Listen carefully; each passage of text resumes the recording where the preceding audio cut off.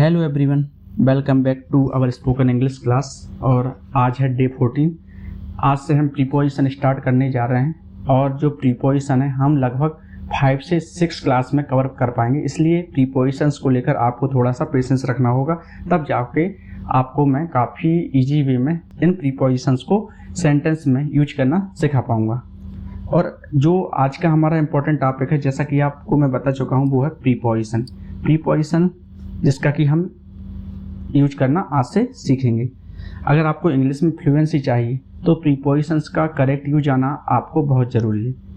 और मैं आपको इतना सिंपल तरीके से समझाऊंगा कि आप ईजिली अपने सेंटेंस में प्रीपोजिशन का यूज करना सीख पाओगे।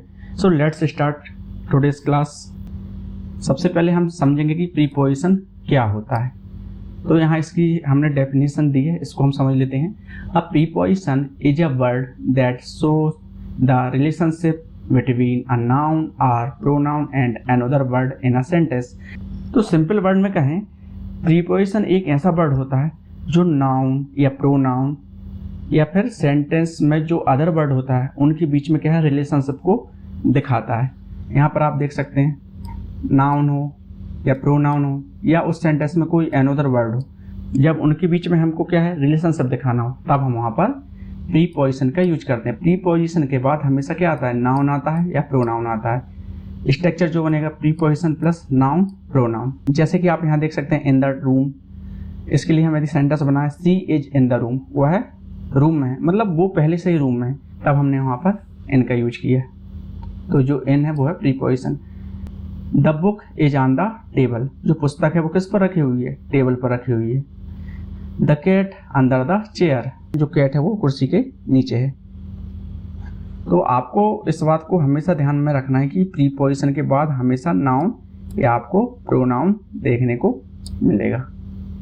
और प्रीपोजिशन जो होता है वो दो वर्ड्स के बीच में या नाउन या प्रोनाउन के बीच में क्या है, संबंध दिखाता है, रिलेशनशिप दिखाता है। आप यहाँ पर देख सकते हैं, हम इस स्लाइड में हमने 36 प्रीपोजिशंस लिए। इन्हीं को हमको 5 से 6 क्लास में कवर करना है, इसलिए आपको पेशेंस रखना है, क्योंकि जो प्रीपोजिशन है वो है 36 और इनको कवर करने में कम से कम हमको 5 से 6 क्लास जरूर लगेंगे। इसलिए आपको पेशेंस बना के रखना है। यहाँ पर आप देख सकते हैं, इनका मतलब मैं होता है, इनटू का मतलब मैं होता है, और विद इन का मतलब होता है के भीतर या के अंदर। तब भी हम मतलब कि इन तीनों का जो मतलब होता है लगभग सेम होता है, लेकिन इनको अलग अलग कंडीशन में यूज किया जाता है। इनको आज की क्लास में हम सीखेंगे। देखो, आन का मतलब होता है पर, एट का मतलब होता है पर, और अपॉन या ऑन टू का मतलब भी होता है पर, किसी चीज़ के ऊपर। तो इन तीनों का मतलब भी होता है पर, लेकिन ए अलग अलग कंडीशन में यूज होंगे। फ्रॉम का मतलब होता है से, बाय का मतलब होता है से, के द्वारा, तक। विथ का मतलब भी होता है से या के साथ में। सिंस का मतलब भी होता है से। तो यहाँ पर आप देख सकते हैं इनका यूज, इनका मतलब जो होगा वो होता है से। तो इनका भी अलग अलग कंडीशन में यूज होगा, इसलिए हमने इनको सीक्वेंस में रखा है और सीक्वेंस में ही हम क्लास में इनकी प्रैक्टिस करेंगे। फार का मतलब होता है के लिए, थ्रू का मतलब होता है के माध्यम से या के जरिए। ऑफ मतलब होता है से हटाकर, मतलब जब कोई चीज़ किसी चीज़ से हट रही हो तब हम वहाँ पर ऑफ का यूज करते हैं। बिसाइड का मतलब होता है के पास, और बिसाइड्स का मतलब होता है के अलावा। अपार्ट फ्रॉम या एक्सेप्ट का मतलब होता है के अलावा या को छोड़कर। बिहाइंड का मतलब होता है, यहाँ पर एक्सेप्ट का मतलब होता है के अलावा, तो ठीक है, लेकिन इसका ज़्यादा सही मीनिंग होगा वो होगा को छोड़कर, एक्सेप्ट को छोड़कर। बिहाइंड का मतलब होता है के पीछे। बिफोर का मतलब होता है के पहले। आफ्टर का मतलब होता है के बाद में। इन फ्रंट ऑफ का मतलब होता है के सामने। अपोजिट का मतलब भी होता है के सामने, या जो हमारे अपोजिट है मतलब वो हमारे सामने है, इसलिए अपोजिट का मतलब होता है के सामने या के विपरीत। अगेंस्ट का मतलब होता है के खिलाफ। ड्यूरिंग का मतलब होता है दौरान, के दौरान। वाइल का मतलब होता है के समय, मतलब कोई चीज़ हम कर रहे हैं और उसके साथ हम दूसरा काम भी कर रहे हैं, तब हम वाइल का यूज करते हैं। जब हम इनकी प्रैक्टिस करेंगे तब हम आपको बहुत ही अच्छे तरीके से इन प्रीपोजिशंस को एक्सप्लेन करेंगे। अक्रॉस का मतलब होता है आर पार या दूसरी तरफ। एबोव का मतलब होता है के ऊपर। ओवर का मतलब भी होता है के ऊपर। बेनेथ का मतलब होता है के नीचे। अंडर का मतलब होता है के नीचे। बिलो का मतलब भी होता है के नीचे।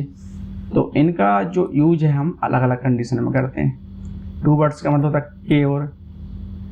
इन स्पाइट ऑफ का मतलब होता है के बावजूद। डिस्पाइट ऑफ यहाँ पर नहीं दिया है, उसका मतलब भी होता है के बावजूद। इंस्टीड ऑफ के बजाय। बिटवीन का मतलब होता है के बीच में। इनका बिटवीन का यूज हम दो लोगों के बीच में करते हैं, और अमोंग का यूज हम जो बहुत सारे लोग हैं उनके बीच में करते हैं। अप टू का मतलब भी तक होता है, टिल का मतलब भी तक होता है, बाय का मतलब भी तक होता है। तो इतने प्रीपोजिशंस हमको कवर करने हैं। सबसे पहले जो प्रीपोजिशन लेंगे हम वो है इन। इन मतलब होता है मैं। इनका मतलब होता है मैं, मतलब किसी चीज़ के अंदर पहले से ही कोई चीज़ मौजूद होना, भीतर होना। और इसके अलावा हम इनके यूज तब करते हैं जब कोई बड़े स्थान के बारे में बात करना हो, या समय के साथ भी हम इनका यूज करते हैं। तो यहाँ पर हम सबसे पहले देखेंगे प्लेस, किसी जगह के अंदर। जब कोई व्यक्ति या वस्तु किसी जगह, एरिया, रूम, सिटी या कंट्री के अंदर हो तब हम इनके यूज करते हैं। केयरफुली समझिएगा, जब कोई व्यक्ति या वस्तु किसी जगह, एरिया, रूम, सिटी, मतलब एरिया के अंदर हो, रूम के अंदर हो, सिटी के अंदर पहले से ही मौजूद हो, कंट्री के अंदर पहले से मौजूद हो, तब हम वहाँ पर इनका यूज करते हैं। यहाँ देख सकते हैं सी इज इन द रूम, वह कमरे में है। दे लिव इन भोपाल, वे भोपाल में रहते हैं। तो ये सिटी है, ये बहुत बड़ा एरिया है, तो इसलिए हमने यहाँ इसके आगे इनका यूज किया। The keys are in my bag, चाबियाँ मेरे बैग में हैं। तो जब भी आपको लार्ज प्लेस की बात करना हो तब आपको वहाँ पर इनका यूज करना है। समय के साथ भी इनका यूज होता है। जैसे हम इसके लिए एग्जाम्पल लें तो वो एग्जाम्पल हम बनाएंगे, आई will finish it in 2 hours, मतलब मैं इसको 2 घंटे में फिनिश कर दूंगा, तब भी हम इनका यूज करते हैं। और इसके अलावा हम और एग्जाम्पल लें, he will come in 10 minutes, वह 10 मिनट में आ जाएगा। They completed the work in a week. तो जब भी हमको टाइम के बारे में भी बात करना हो तब हम वहाँ पर भी इनका यूज करते हैं। यहाँ पर आप देख सकते हैं लार्ज प्लेस, बड़ी जगहों के लिए। ही लिव्स इन इंडिया, वह भारत में रहता है। सी स्टडीज इन दिल्ली, वह दिल्ली में पढ़ती है। जब भी कंट्री, सिटीज, स्टेट्स, विलेज के बारे में बात हो तब आपको वहाँ पर इनका यूज करना है। अब यहाँ पर देख सकते हैं टाइम के साथ, जैसा कि मैंने आपको बताया था कि टाइम के साथ भी इनका यूज होता है। जब भी मंथ की बात हो, ईयर्स की बात हो या सीजन की बात हो तब वहाँ पर हम इन लगाते हैं। जैसे माई बर्थडे इज इन दिसंबर, मेरा जन्मदिन दिसंबर में है। आई वॉज बोर्न इन 2000, मैं 2000 में पैदा हुआ। फ्लावर्स ब्लूम इन स्प्रिंग, फूल बसंत में खिलते हैं। तो यहाँ पर आप देख सकते हैं जो स्प्रिंग है एक सीजन है, 2000 एक साल है, दिसंबर एक महीने के बारे में बात हुई है। तो जब भी मंथ की बात हो, ईयर की बात हो या सीजन की बात हो तब भी आपको इनका यूज करना है। अब हम बात करेंगे part of the day. Part of the day जैसे कि दिन में क्या क्या हो सकता है, मॉर्निंग होती है, आफ्टरनून होता है, इवनिंग होता है और नाइट होती है। तो मॉर्निंग हो और आफ्टरनून हो और इवनिंग, इनके साथ आपको हमेशा इन लगाना है। लेकिन नाइट हो, अब नाइट रहता है, नाइट के साथ आपको क्या करना है यूज, एट नाइट आता है, हमेशा एट आएगा, एट नाइट। यहाँ पर आप एग्जाम्पल देख सकते हैं, I study in the morning, मैं सुबह पढ़ता हूँ। We play cricket in the evening, हम शाम को क्रिकेट खेलते हैं। लॉन्ग पीरियड ऑफ टाइम, जब भी लंबे समय की बात हो तब भी हम इनके यूज करते हैं। जैसे जब किसी काम को कितने समय बाद पूरा होना है, इसकी बात की जाए तब भी हमको इनका यूज करना है। I will finish the work in 2 hours, मैं काम 2 घंटे में पूरा कर लूँगा। The train will arrive in 10 minutes, train 10 minute में आ जाएगी। जब हम बोलें ट्रेन 10 मिनट के अंदर आ जाएगी तब हम इनकी जगह विद इन का यूज करेंगे। The train will arrive within 10 minutes. और I will finish the work within 2 hours, मैं काम 2 घंटे के अंदर पूरा कर लूँगा। जब भी ऐसा बोलें मैं 2 घंटे के अंदर काम पूरा कर लूँगा या मैं 2 दिनों के अंदर काम पूरा कर लूँगा, तब हमको विद इन का यूज करना है। ये हम आगे सीखेंगे। जब कंडीशन हो, कोई सिचुएशन हो, तब हम वहाँ पर इनका यूज करते हैं। किसी स्थिति या अवस्था को बताने के लिए भी हम इनका यूज करते हैं। ही इज इन ट्रबल, वह परेशानी में है। सी इज इन डेंजर, वह खतरे में है। अब करेंगे बात क्लॉथ्स या अपीयरेंस के, इसके लिए भी हम इनका यूज करते हैं। कपड़ों को बताने के लिए इनका प्रयोग होता है। The girl in red dress is my sister, Lal dress वाली लड़की जो है मेरी बहन है। The man in black shirt is my teacher, Kali shirt वाला आदमी मेरा शिक्षक है। जब हमें लैंग्वेज की बात करना या किसी सब्जेक्ट की बात करना तब भी हम इनका यूज करते हैं। ही स्पीक्स इन इंग्लिश, वह अंग्रेजी में बोलता है। Write the answer in Hindi, उत्तर हिंदी में लिखो। जब हमें ग्रुप की बात करना हो या अरेंजमेंट की बात करना हो तब भी हमको इनका यूज करना है। किसी समूह या पंक्ति में होने के लिए students are standing in a line, छात्र जो हैं एक पंक्ति में खड़े हैं। The books are arranged in rows, किताबें पंक्ति में रखी हैं। तो हमने इनका यूज सीखा प्लेस के बारे में, किसी जगह के अंदर, मतलब जब हम किसी जगह के अंदर हों तब हम वहाँ पर इनका यूज करेंगे। जब किसी लार्ज प्लेस के बारे में बात करना हो या कंट्री के बारे में बात करना हो, सिटी के बारे में, स्टेट या विलेज के बारे में बात करना हो, तब भी आपको इनका यूज करना है। टाइम की बात हो, मतलब कि मंथ, साल या सीजन, इनके आगे इनका यूज होता है। पार्ट ऑफ द डे, जिसमें कि मॉर्निंग हो, आफ्टरनून हो, इवनिंग हो, इनके साथ हमको हमेशा इनका यूज करना है। लॉन्ग पीरियड ऑफ टाइम, लंबे समय की बात हो तब भी हमको इनका यूज करना है। जैसे कि आप यहाँ देख सकते हैं 2 आवर्स, 10 मिनट्स, तो इनके आगे आपको इनका यूज करना है। कंडीशन या सिचुएशन हो, जैसे कि आप किसी ट्रेवल में हो, परेशानी में हो, तब भी आप यूज करेंगे इनका। सीजन, डेंजर, वह खतरे में।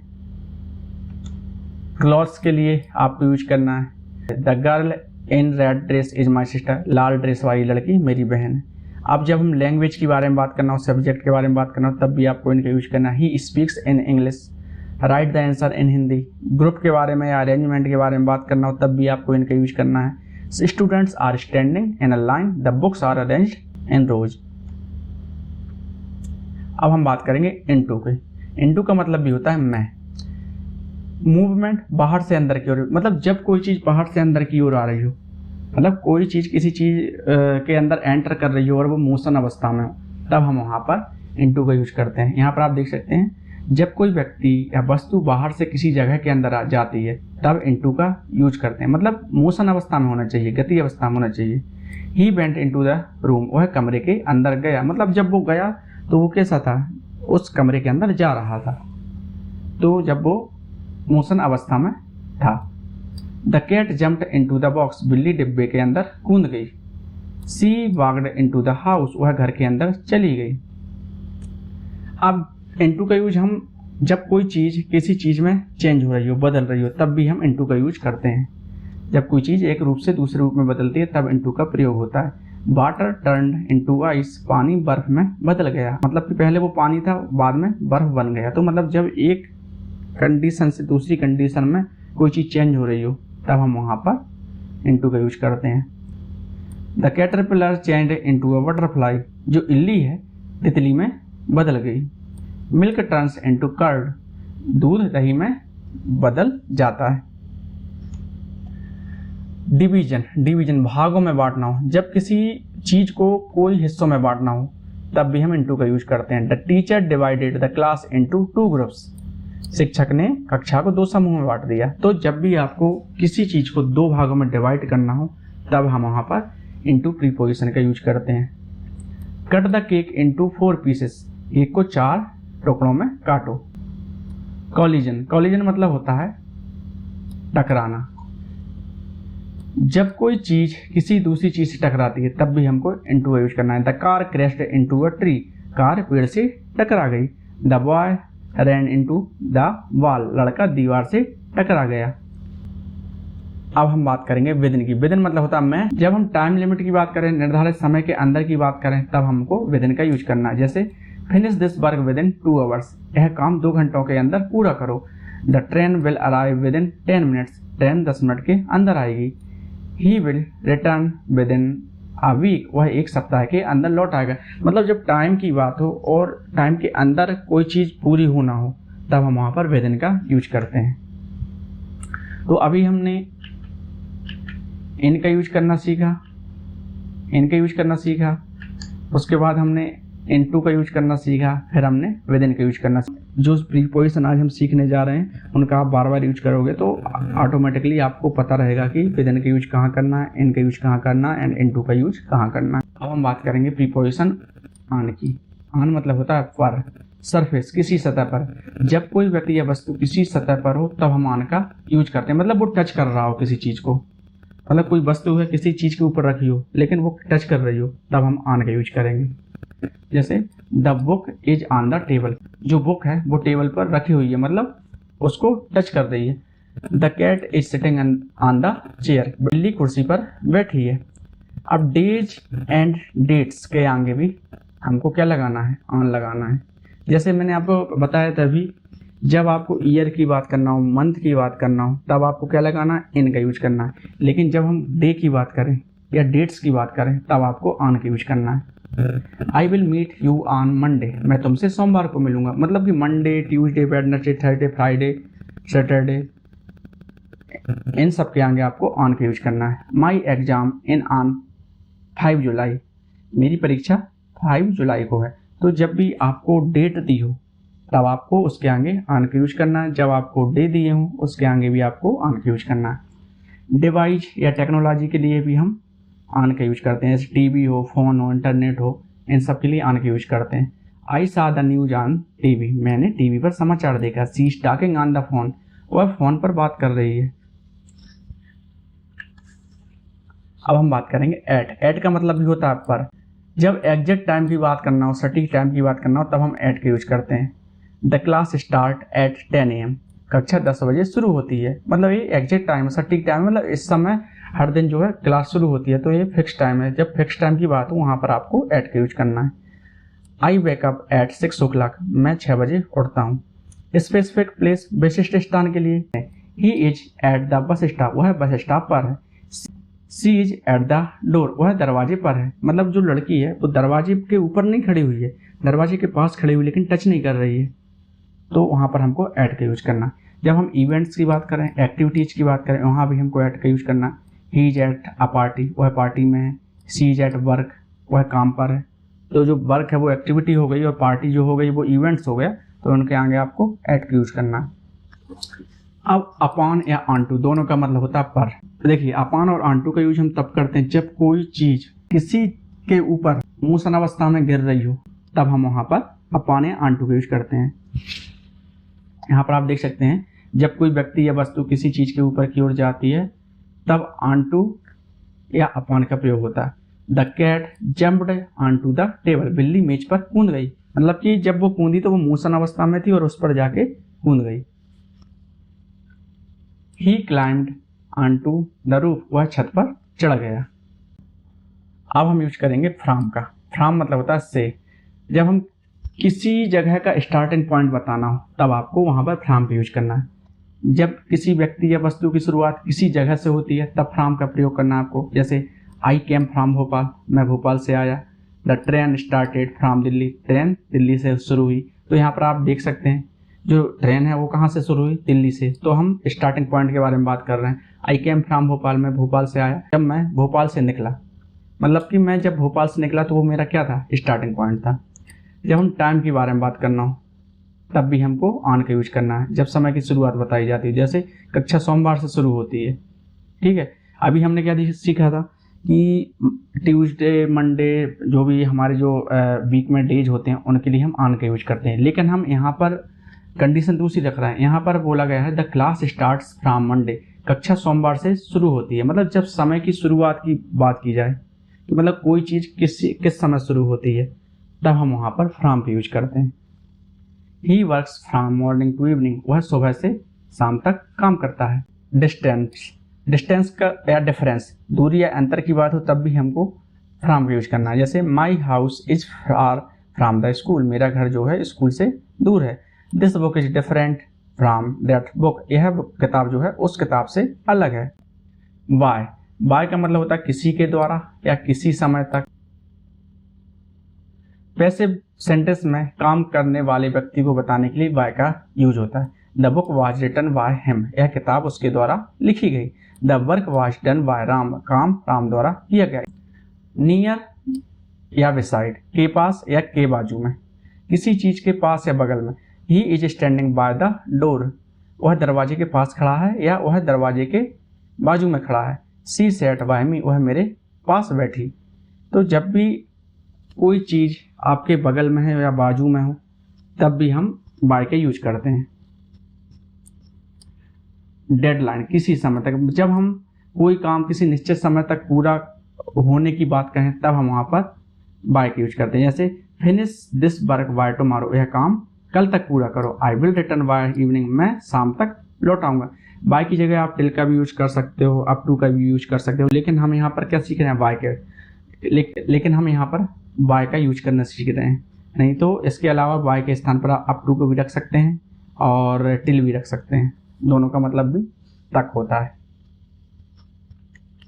विथ मतलब होता है के साथ में, टुगेदर के साथ में। जब कोई व्यक्ति किसी के साथ हो, जैसे she is playing with her brother, वह अपने भाई के साथ खेल रही है। I went to the market with my friend, मैं अपने दोस्त के साथ बाजार गया। मतलब जब कोई व्यक्ति किसी के साथ हो तब आपको वहाँ पर विथ का यूज करना है। अब यहाँ पर देख सकते हैं इंस्ट्रूमेंट या टूल हो तब भी हमको विथ का यूज करना है। जब किसी काम में किसी साधन या उपकरण का यूज होता है, जैसे he cut the apple with the knife, उसने चाकू से सेब काटा। She writes with a pen, वह पेन से लिखती है। मतलब जब कोई नुकीली चीज़ हो, शार्प चीज़ हो, उसका हम यूज कर रहे हो तब हम वहाँ पर विथ का यूज करेंगे। फीलिंग बताने के लिए, अपना बिहेवियर बताने के लिए, भावना या व्यवहार, मतलब कि जो हमारी फीलिंग्स होती हैं या बिहेवियर होता है उसको दिखाने के लिए हम विथ का यूज करते हैं। ही स्पोक विथ एंगर, उसने गुस्से के साथ बात की। She looked at me with love, उसने मुझे प्यार से देखा। तो आज हमने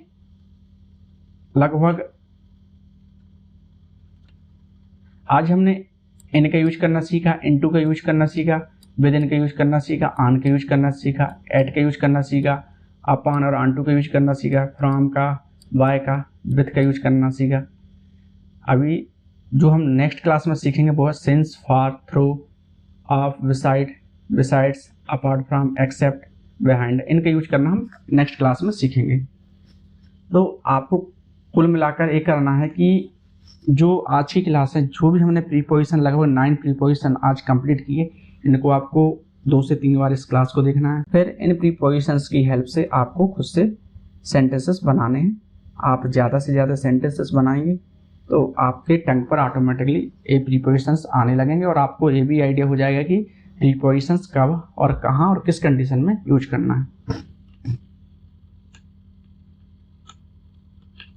जैसा कि आप देख सकते हैं, in the next class we will learn some important preposition, जैसे कि हमको सिंस का यूज करना है, for, through, of, beside, besides, except, apart from, behind and before. Since का यूज करेंगे, फॉर का यूज करेंगे, थ्रू का यूज करेंगे, ऑफ का यूज करेंगे, बिसाइड का मतलब होता है के बाजू में, एंड बिसाइड्स का मतलब होता है के अलावा, एक्सेप्ट का मतलब होता है को छोड़कर, या अपार्ट फ्रॉम का मतलब भी होता है को छोड़कर, बिहाइंड का मतलब होता है पीछे, और बिफोर का मतलब होता है पहले। तो इन प्रीपोजिशन का यूज हम नेक्स्ट क्लास में सीखेंगे कि कैसे हम इनका यूज करेंगे। तो आज हमने प्रीपोजिशंस के इंपॉर्टेंट यूजेस सीखे, जैसे इनका यूज सीख लिया हमने, इनटू का, within, on, at, from, by और विथ का यूज करना सीखा। और इसके अलावा भी और भी प्रीपोजिशंस हमने सीखे।